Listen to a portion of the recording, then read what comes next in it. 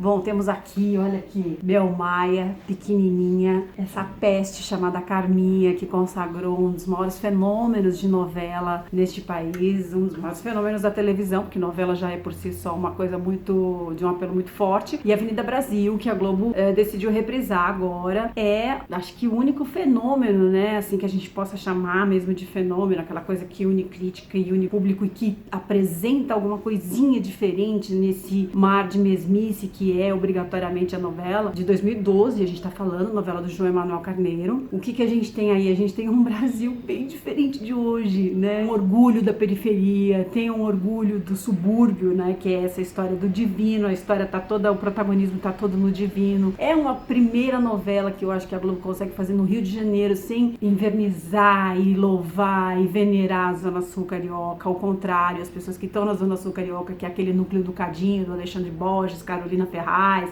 Camila Morgado, essa turma, Débora Bloch, né, o Cadinho e suas 3 mulheres, essa turma acaba se mudando, se transferindo para o divino, que é o subúrbio da história, que é o protagonismo da história. Eu acho genial a maneira como ele conduz isso. Na época que a gente está falando, que não faz tanto tempo assim, existia também uma ascensão social de muita gente que saiu de pobreza para uma coisa mais classe média, aquela coisa de crediário da linha branca, todo mundo comprando geladeiras e celulares novos e tal. Não necessariamente se educando e mergulhando num universo cultural, mas de alguma forma melhorando de vida, viajando de avião, tudo isso está refletido nessa história. E foi um momento feliz em que ele faz isso ali, muito casado com esse efeito de uma ascensão da classe média, uma diminuição da miséria no país e tal. Já vão dizer que eu estou politizando a história, mas é o que acontece aqui, né? É o que ela tem, não é à toa que ela aparece nesse momento, não é à toa que ela encontra no público uma resposta muito forte. Ela teve uma audiência ótima. A gente tá falando de uma audiência ótima com repertório, com engajamento, não é uma audiência ótima passiva, como existe muitas vezes aqui, uma novela que é toda mastigada para o público não pensar. Não, essa novela tinha um propósito. A Adriana Esteves, segundo o próprio João Emanuel, é um ponto fundamental, essencial no fenômeno dessa história, né? Quando ele encontra ali essa figura da Carminha, essa conjunção entre texto e interpretação, e ela acaba sendo uma catalisadora de todo esse sucesso que conta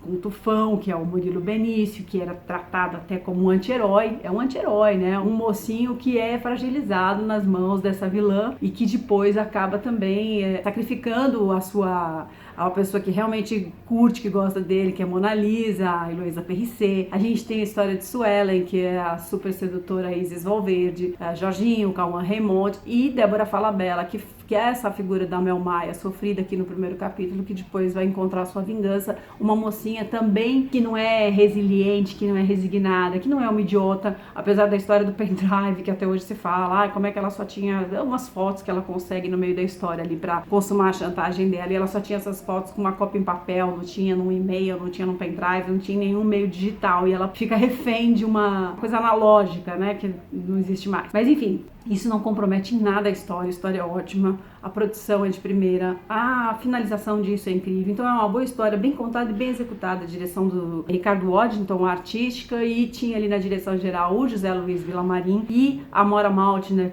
Quer dizer assim, você olha isso e pensa, teria como dar errado? Não sei, porque a história é o que vale, né? Essa finalização é muito importante, mas a história realmente é o que vale.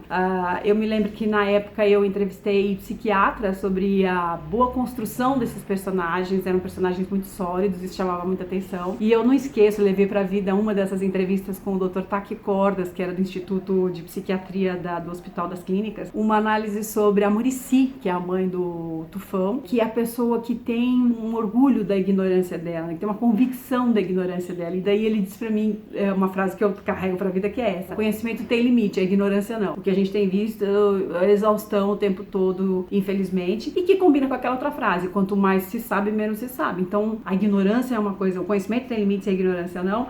Essa era muito a posição dessa figura, dessa personagem da Eliane Jardine, que é a mãe do Tufão, que conduz o filho por caminhos sempre muito equivocados e que fala das pessoas e do caráter das pessoas com uma certeza absoluta, assim, me dá muito medo dessas pessoas. Eu acho que são figuras que você pode olhar na tela, na ficção, e encontrar na vida real, você pode se olhar e se reconhecer em algum personagem. Então ela tem um repertório vasto, ela tem um valor imenso, e eu acho que é um bom motivo pra gente parar de trabalhar a tarde toda e ficar vendo Avenida Brasil, porque vale muito a pena. Agora, não vale a pena ver de novo nesse horário. A Globo vai ter que fazer alguns cortes, eu acho que vai ter que fazer muitos cortes, pra nossa tristeza. A novela existe em DVD, não sei nem se tá vendo ou não, mas eu tenho aqui o meu que eu já tinha garantido na época em que ele foi lançado. Agora, ela não vale a pena ver de novo, fatalmente vai sofrer aí alguma edição para se adequar não a uma imposição legislativa que não existe mais esse vínculo da classificação com o horário, mas para não sofrer eventuais repressões aí de Ministério da Justiça, né, do Departamento de Classificação Indicativa, e aí eles teriam que botar um selo para maiores de X idade, sei lá, 12 anos pelo menos. Então, para não sofrer esse tipo de recomendação que acaba afetando de alguma forma mais a imagem da emissora do que a audiência, eles devem fazer alguns cortes, infelizmente, tomara que não sejam aí fundamentais, que não sejam essenciais, né? Algumas coisas que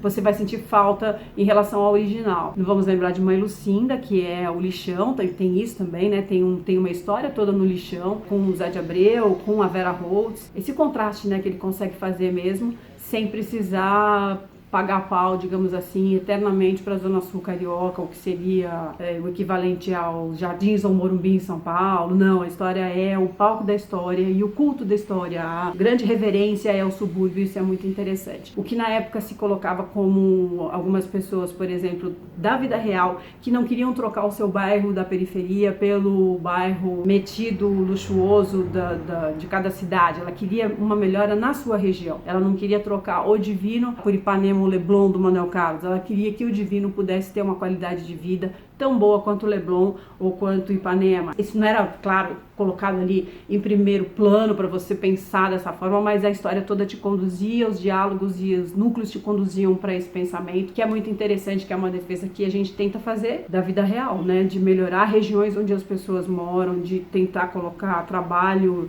e lazer perto delas, isso melhora o trânsito, isso melhora a qualidade de vida, isso melhora o astral de todo mundo. Então, tomara que a novela sirva de inspiração aí para novas políticas públicas, que de alguma forma ela naquela ocasião refletiu um pouco desse início de mudança que parecia estar acontecendo no país. E aí eu falo independentemente de partidos políticos, não tem nada a ver com isso, mas assim, uma proposta de manter as pessoas, dar qualidade para as pessoas onde elas estão, né? Tomara que a gente consiga aí alguma coisa perto disso. Mas acho que vale a pena parar de trabalhar e ficar vendo a novela. Pede uma pausa, muda a hora de almoço, porque vale muito a pena.